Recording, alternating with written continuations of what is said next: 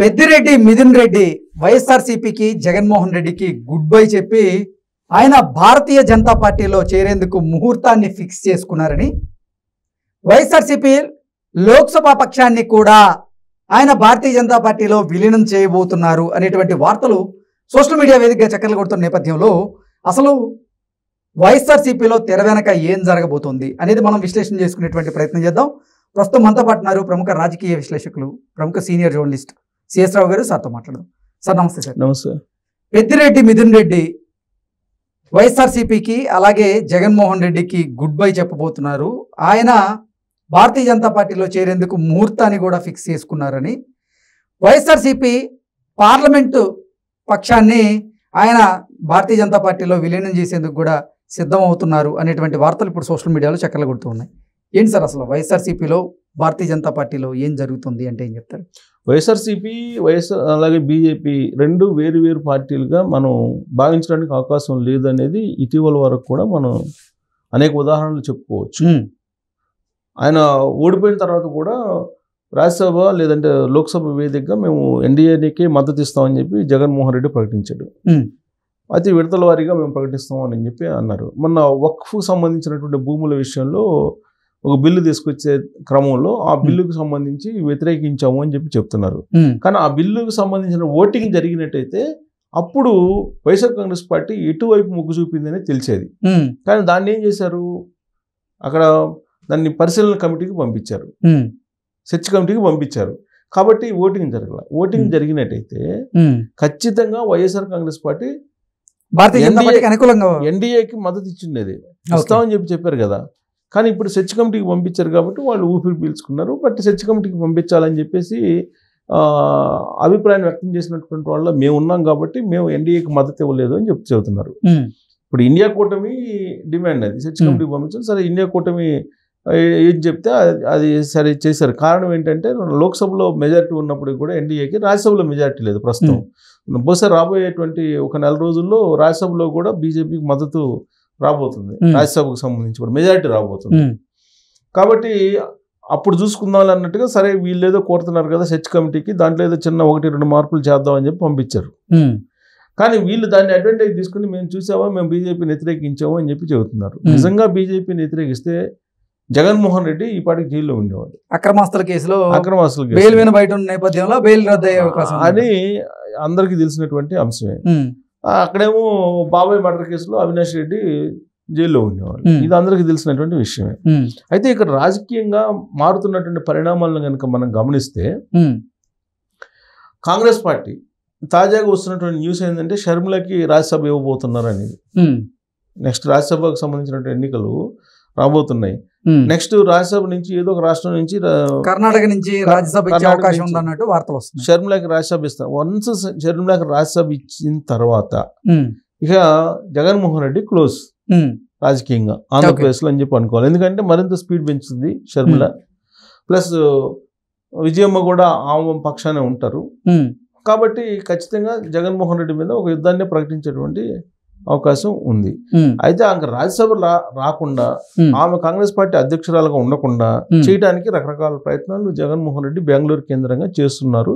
ప్రతిరోజు అక్కడ deputy CM DK Shivakumar తోటి సిట్టింగ్ చేస్తున్నారు జగన్మోహన్ రెడ్డి అలాగే డీకే శివకుమార్. వీళ్ళిద్దరు కలిసి ఇండియా కూటమిలో ఏదో చేయాలి, ఇండియా కూటమిలో చేరి అని చెప్పి అనుకుంటున్నారు అనేది ఒకటి వినిపిస్తుంది.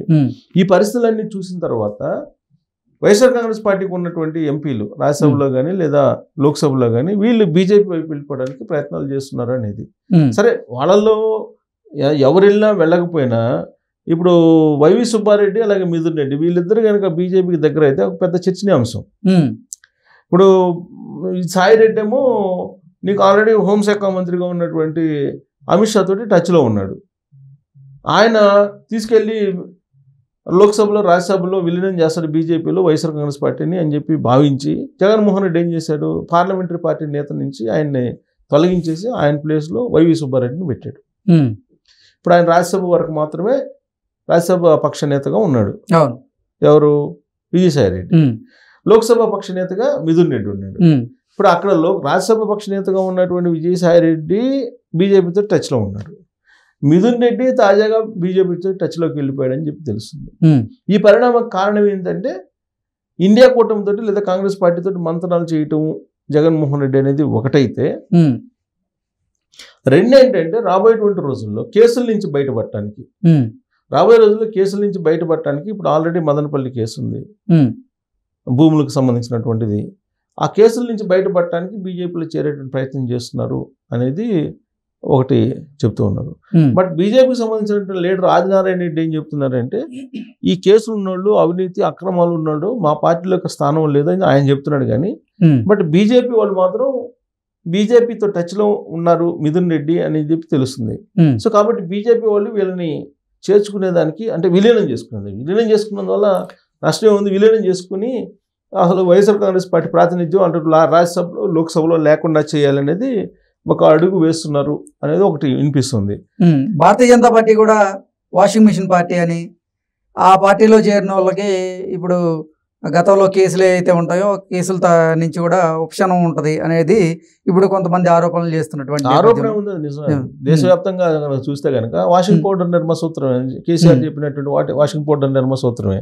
ఇప్పుడు ఆ వాషింగ్ పౌడర్ నిర్మ సూత్రం ప్రకారం కవిత కూడా బెయిల్ మీద బయట రాబోతుంది అనేది అందరికి తెలిసినటువంటి విషయమే. ఎవరు అవునన్నా కాదన్నా బీజేపీలో విలీనం అవుతుంది బీఆర్ఎస్ పార్టీ.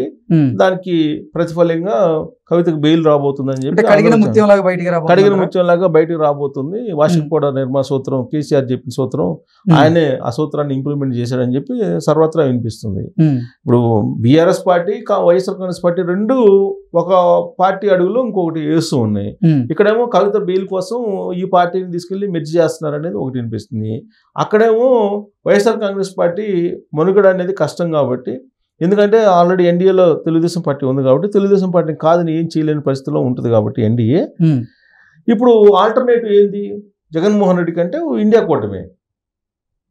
మేము మద్దతు ఇస్తామని చెప్పి ఎన్డీఏకి చెప్తున్నప్పటికీ కూడా జగన్మోహన్ రెడ్డి మాకు అవసరం లేదని చెప్తుంది. ఎన్డీఏ మాకు అవసరం లేదు అని చెప్తుంది. అవసరం లేదని చెప్తున్నప్పటికీ కూడా జగన్మోహన్ రెడ్డి ఏమంటున్నాడు, తన అవసరాల కోసం మేము మద్దతు ఇస్తామని చెప్పి చెబుతున్నారు. సో తాజాగా జరిగినటువంటి పరిణామాలు, డీకే శివకుమార్ తోటి మంత్రాలు, కాంగ్రెస్ పార్టీతో ఇండైరెక్ట్ వ్యవహారాలు ఇవన్నీ తెలుసుకున్నటువంటి కేంద్ర ఇంటెలిజెన్స్ బీజేపీకి సమాచారం చేరవేస్తుంది కదా. ఇలాంటి పరిస్థితుల్లో అసలు వైఎస్ఆర్ కాంగ్రెస్ పార్టీని క్లోజ్ చేసేయాలి అనేటువంటి ఆలోచనతో వాళ్ళు ఉన్నారు. ఇంకోటి ఏంటంటే, అసలు వైఎస్ఆర్ కాంగ్రెస్ పార్టీని క్లోజ్ చేయకపోతే ఆంధ్రప్రదేశ్ అభివృద్ధి అనేది ఆగిపోతుంది అనేది ఒకటి ఉంది. కాబట్టి ఆల్రెడీ అక్రమ కేసులు ఉన్నాయి, అక్రమ ఆస్తులకు సంబంధించినటువంటి కేసులు ఉన్నాయి. సో ఈ కేసులకు సంబంధించి ఆల్రెడీ అక్కడ నీకు పెండింగ్లో ఉన్నాయి విచారణలు. ఇంకోవైపు బాబాయ్ కేసు ఉంది.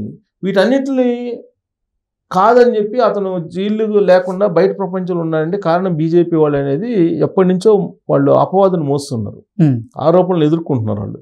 సో బీజేపీ జగన్మోహన్ రెడ్డి కనుక బయట ఉంచితే ఖచ్చితంగా ఆ పార్టీని ఆదరించరు ఆంధ్రప్రదేశ్ ప్రజలు. మొన్నంటే అలయన్స్ కాబట్టి తెలుగుదేశం పార్టీని చూసి ఆ బీజేపీకి ఓట్లు వేశారు. అదర్వైజ్ ఆ బీజేపీకి ఓట్ బ్యాంక్ వెళ్ళేది కదా, 0.5% ఉంది ఆంధ్రప్రదేశ్లో.